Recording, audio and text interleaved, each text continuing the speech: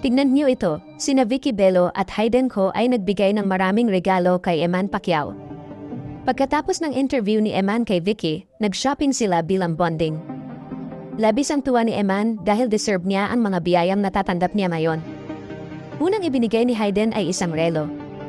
Pagdating nila sa mall, una nilang pinuntahan ang seksyon ng gloves para sa pagboboxing dahil ang gloves ni Eman ay 6 na taon na niyang gamit at punit-punit na.